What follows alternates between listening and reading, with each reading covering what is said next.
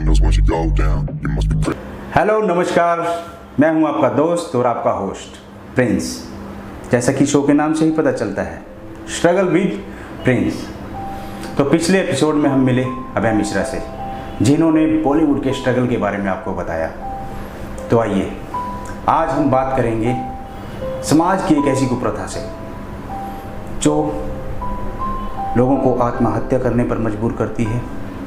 लड़कियों को दहेज देना एक गंदी बीमारी बन चुकी थी, पर एक उससे मिलती जुलती बीमारी जो समाज में अभी जागरूक पूरे तरीके से हो चुकी है, वो है लड़कों से पूछना उनकी जॉब के बारे में, उनकी ज़मीन जायदाद के बारे में। तो आइए हम बात करेंगे विशाल, जो एक सोशलिस्ट हैं, जिन्होंने बहुत कम उम्र में अपने नज़रियों को बदला और समाज के लिए बहुत से अच्छे काम किए। तो आइए मिलते हैं मिस्टर विशाल से। नमस्कार दर्शकों, मेरा नाम विशाल है। आज हम बात करने वाले हैं समाज के एक ऐसे मुद्दे के बारे में जिससे समाज का एक बहुत ही बड़ा हिस्सा ग्रस्त है। तो आज मैं इंटरव्यू लेने वाला हूं आपका दोस्त, आपका होस्ट मिस्टर प्रिंस का। तो प्रिंस, सबसे पहले आप अपने दर्शकों को बताइए कि आपका जन्म कहाँ हुआ, आपका एजुकेशन क्वालिफिकेशन कितना है, उसके बाद हम इस मुद्दे पे बात करेंगे। सबसे पहले तो नमस्कार और आपका स्वागत है हमारे शो में। आप हमारी रिक्वेस्ट पर हमारे शो में आए। जी, मैं हरियाणा में अम्बाला से हूँ और जो मेरी स्कूली शिक्षा वो मेरी गांव से हुई है। उसके बाद मैंने पॉलिटेक्निक किया और फिर मैंने बीटेक की। उसके बाद मैं सोशल एक्टिविटीज़ से जुड़ा और उसी में काम कर रहा हूँ, और वहीं से कुछ ऐसे मुद्दे मैंने उठाए हैं जिसके ऊपर हम बातचीत करते हैं, और ये शो हमने बनाया है उन्हीं मुद्दों के ऊपर जी, जिसके ऊपर आज हम बात करने वाले हैं। तो मैं ये जानना चाहता हूँ कि आज जो आपने मुद्दा को चुना, समाज में दहेज प्रथा के बारे में, इसमें आपका क्या ओपिनियन है? आप इस मुद्दे के बारे में आप क्या बताना चाहते हैं अपने दर्शकों को? देखिए विशाल, सबसे पहले तो मैं आपको एक बात बताना चाहता हूँ कि दहेज के ऊपर बहुत बातचीत हो चुकी है। जी, और ये कुप्रथा है, बुराई है। इसके बारे में पहले भी हम बात कर चुके हैं, हमसे पहले हमारे बुजुर्ग इसके बारे में बात कर चुके हैं। पर कहते हैं कि जो चीज़ चल रही है उसको रोकना नामुमकिन सा हो जाता है। पर आज के टाइम में एक ऐसा मुद्दा उठ चुका है जिसका आपको एहसास भी नहीं है, और ग्रस्त हैं कौन? नौजवान लड़के। तो मैं चाहता हूँ आप इस मुद्दे के बारे में खुलकर बताएं। ये मुद्दा है 20 से 25 साल के नौजवानों का, जी, जो ग्रस्त हैं और डिप्रेशन में हैं।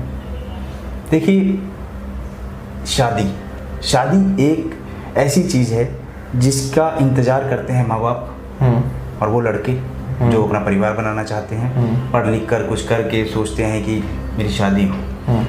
पर आज के टाइम में ये एक ऐसी बीमारी बन चुकी है कि नौजवान लड़कों की शादियां नहीं हो रही हैं।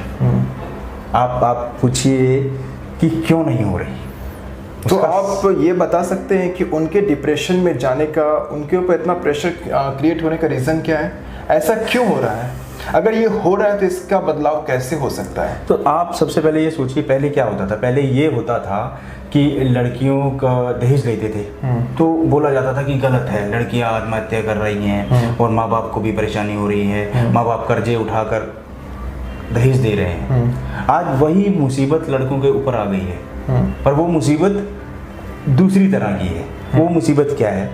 लड़कों के ऊपर प्रेशर कि आप गवर्नमेंट जॉब करते हो, अगर गवर्नमेंट जॉब नहीं है तो आप प्राइवेट करते हो, और अगर प्राइवेट कर रहे हो तो आपकी सैलरी क्या है?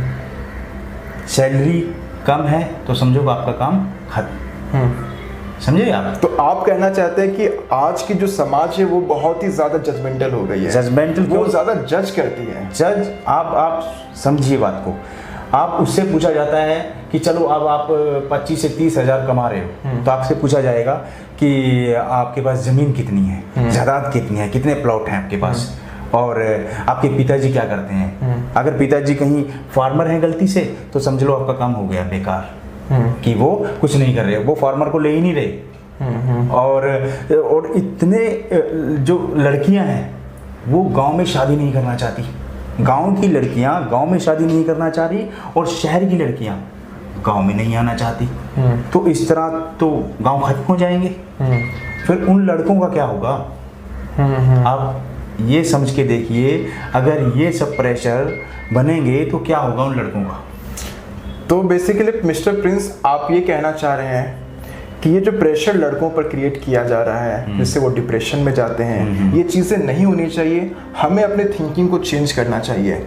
हमें जजमेंटल की जगह कोऑपरेटिव होना चाहिए, सपोर्टिव होना चाहिए, उनको कोऑपरेट करना चाहिए। हो सकता है जो चीज़ें आज उनके पास नहीं है आने वाले 5 साल में आ सकती है, 10 साल में आ सकती है। लेकिन अगर आप इससे प्रेशर क्रिएट करते हैं तो क्या पता वो आत्महत्या भी कर सकते हैं या फिर कोई ऐसा कदम उठा सकते हैं। आप समझिए कि एक 60 से 70 साल का आदमी एक 20 से 25 साल के लड़के को कह रहा है कि अगर आप 1 लाख या 50,000 रुपये कमाते हो तो हम आपको लड़की देंगे।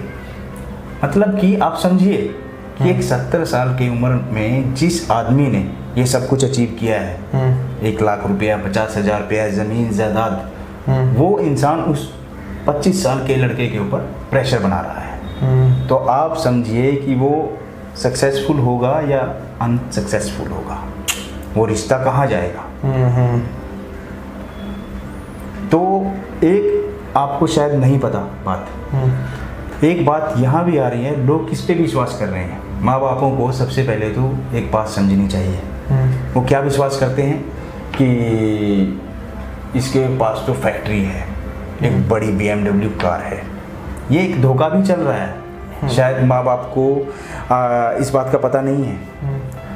आप ये कभी कंफर्म करते हैं कि उस फैक्ट्री वाले के पास, उस गाड़ी वाले के पास कितना कर्जा है?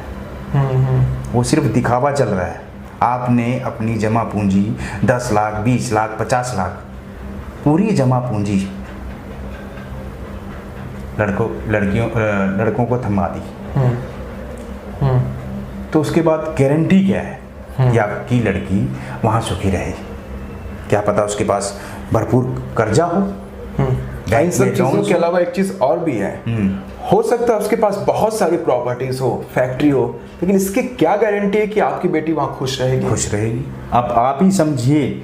और क्या गारंटी है कि वो आपसे बाद में फिर दहेज ना मांगे, आपके ऊपर प्रेशर क्रिएट करें? बिल्कुल बिल्कुल। तो इससे लड़के प्रेशर में आ रहे हैं। अब गवर्नमेंट जॉब कितने लोगों के पास है? हर एक इंसान के पास तो नहीं है। अब मान के चलिए कि अगर 10% व्यक्ति हमारे नौजवान मान लिए 10 से 12 लाख का पैकेज ले भी रहे हैं, तो हमने आंकड़ा 80% का भी, उस 90% का भी लगाना है। तो वो कैसे क्लैरिफाई हो? उनकी शादियां कैसे हों? अब वो लाख रुपया कमा ना पाए और उनकी शादियां हों ना, ऐसे तो समाज अब इससे भी बड़ी कुप्रथा की ओर जा रहा है। तो मैं जहाँ तक आपकी बात को समझ पा रहा हूँ कि ये जो प्रेशर क्रिएट किया जा रहा है या फिर ये जो चीज़ें हो रही है, ऐसा नहीं होना चाहिए। तो आप अपने दर्शकों को बताएं, अगर ऐसा नहीं होना चाहिए तो इसके बदले में क्या होना चाहिए जो इस सारे प्रॉब्लम का एक सॉल्यूशन हो, जिससे बदलाव आ सकता है लोगों के थिंकिंग में, लोगों के समाज में। ऐसा मतलब ये क्या चेंज होना चाहिए जिससे उनको दिक्कत, दबाव कम हो और चीज़ें अच्छे से हो, ना उनको दिक्कत हो, ना जो आज के यूथ हैं उनको दिक्कत हो। तो क्या होना चाहिए? एक अंडरस्टैंडिंग, सपोर्टिव, कोऑपरेशन के अलावा और क्या होना चाहिए? विशाल, सबसे पहले तो मैं ये कहना चाहूँगा कि सबसे पहले ये बात माँ बाप को समझनी होगी जी। माँ बाप को सबसे पहले उस लड़के की एबिलिटी को चेक करें। बिल्कुल। उसकी एजुकेशन चेक करें।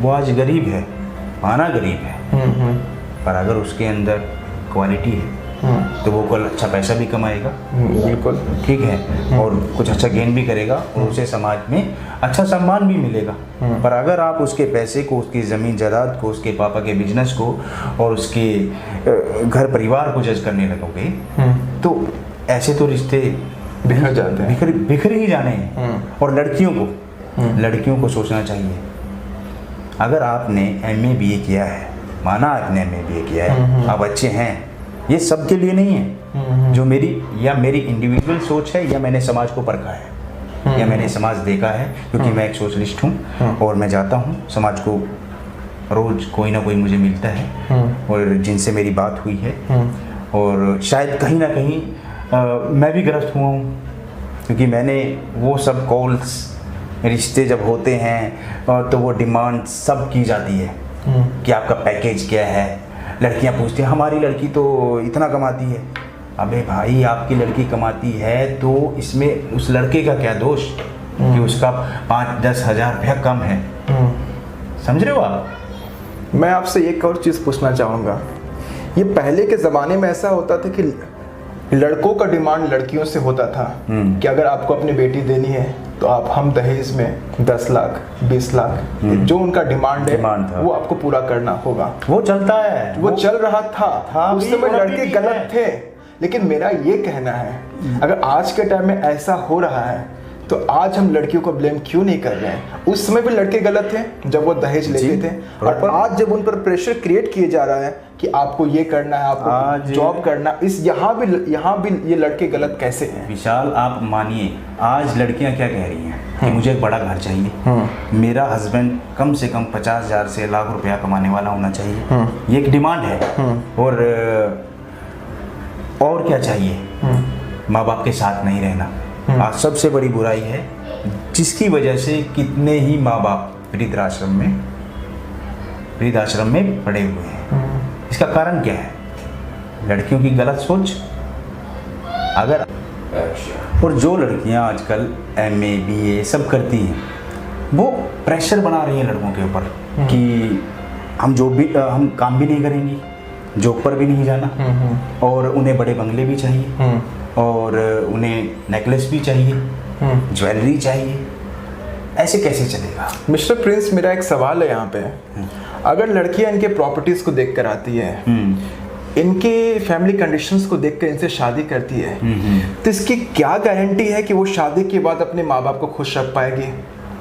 और दूसरा सबसे बड़ा सवाल, हो सकता है, भगवान ना करे ऐसा हो, कि ये कुछ ही सालों के अंदर उसकी फैमिली को बिजनेस से बहुत नुकसान हो, उसकी प्रॉपर्टीज, उनकी ज़मीन बिक जाए, तो क्या गारंटी हुई है वो लड़की उनके यहाँ टिकेगी, उनके यहाँ रहेगी? तो क्या ऐसा माइंडसेट होना चाहिए? मैं उसी माइंडसेट के ऊपर बात कर रहा हूँ कि ये माँ बाप ने अपना, जब एक पेरेंट्स के पास 4 पैसे होते हैं तो वो उनको कहते हैं ना कि वो एक आ जाती है कि मेरे पास पैसा है और मैं यहाँ पैसे देकर अपनी लड़की का घर। तो क्या लड़कों गलत नहीं है? क्या लड़कों को ऐसी लड़कियों को एक्सेप्ट करना चाहिए? एक्सेप्टेड की बात तो ऐसी है कि पुरुष प्रधान देश रहा है जी, जिसको बोला गया है, वो कभी ऐसा नहीं हुआ कि एक्सेप्टेड होना या नहीं होना, वो एक अलग मैटर है। पर यहाँ बात ये आ रही है कि किस चीज़ के ऊपर आपको जज किया जा रहा है। ज़मीन जायदाद पैसा ठीक है, हर माँ बाप चाहता है कि हमारी बेटी को अच्छा घर परिवार मिले, पर इसका ये मतलब तो नहीं कि आप उसके ऊपर ये भी प्रेशर बनाओ। अगर आप मान के चलिए 25 साल का लड़का जॉब पर लगे तो उसकी सैलरी 15 से 20 हज़ार रुपये होगी शुरू में, तो उसके 1-2 साल बाद ही तो वो इंक्रीज़ करेगा ना। अगर अब सब लड़के थोड़ी हैं कि वो 20 लाख का पैकेज लेके बैठ गए हैं, सब नहीं बैठ सकते। एक बात तो ये मेरी गांठ बांध लीजिए कि वो एक 10 या 5% का आंकड़ा होगा, और लड़कियां कितनी हैं तादाद में ज़्यादा। तो इस तरह तो घर नहीं बसेंगे, क्योंकि डिमांड सबकी पूरी नहीं होने वाली। आप समझ रहे हो? तो आप कहना चाहते हैं कि हर चीज़ में वक्त लगता है, उन्हें भी वक्त मिलना चाहिए, जिससे वो डिप्रेशन में ना जाएं, और माँ बाप को भी उनकी भावनाओं को समझना चाहिए। हमें प्रेशर क्रिएट नहीं करना चाहिए, वो भी हमारे आपकी तरह एक इंसान है। और लड़कियों को अगर वाकई में ही लड़कियों को मदद करनी है, लड़कों के साथ कंधे से कंधा मिलाकर चलना है, उनके साथ काम कीजिए मिलकर। आपने एजुकेशन आपके पास है, आप कह रही हैं कि हमारे पास MA है BA है, तो उस MA BA का फ़ायदा उठाइए, उसके अपने हस्बैंड के साथ कंधे से कंधा मिलाकर चले, वो थोड़े ही समय में ऊंचाइयों को छुएगा, और इससे आपको घर में सम्मान भी मिलेगा, और आपका घर एक जुड़ाव की तरह रहेगा। समझ रहे हो आप? बिल्कुल। और क्या चाहिए आपको? जो चीज़ें आपको चाहिए वो सब मिल जाएंगी, पर किस उस तरीके से नहीं कि आप लड़कों के ऊपर प्रेशर बनाकर उन्हें डिप्रेशन में लाकर और वो मर रहा है, बाहर काम करने जाता है, वो आप ही के लिए कर रहे हैं। ये सारी चीज़ें नहीं होनी चाहिए, ये सब चीज़ें नहीं होनी चाहिए। सीख यही है कि लड़कियों को कंधे से कंधा मिलाकर चलना चाहिए, और अगर नहीं भी कामयाब नहीं है, अगर आप उनको सपोर्ट करें और कोऑपरेट करें तो गारंटी है कि वो आने वाले टाइम में कामयाब हो सकते हैं। श्योर होंगे, क्यों नहीं होंगे।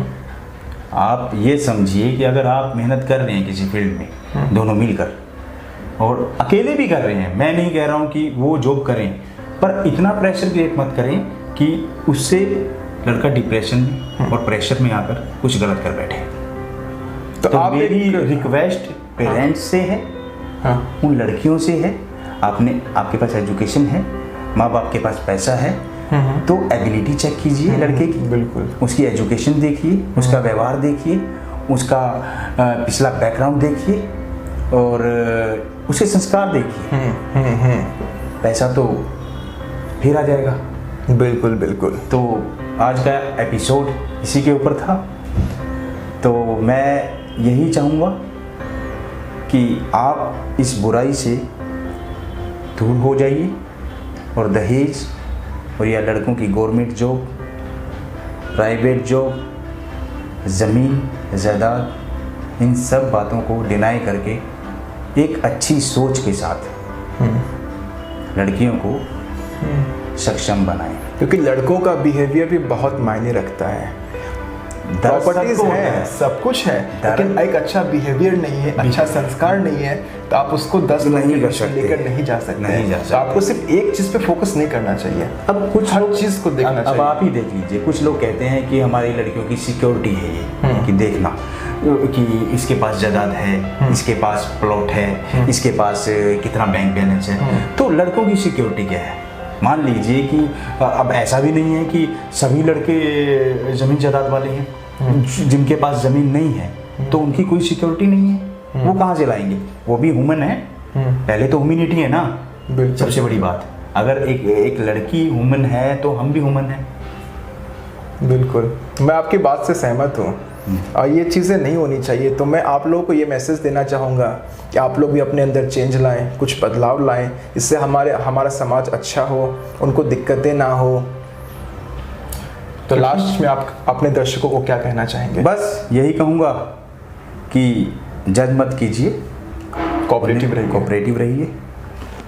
नमस्कार और आपका धन्यवाद। बहुत बहुत शुक्रिया आपका अपने शो में बुलाने के लिए। Thank you so much. Like करें, शेयर करें और करें सब्सक्राइब।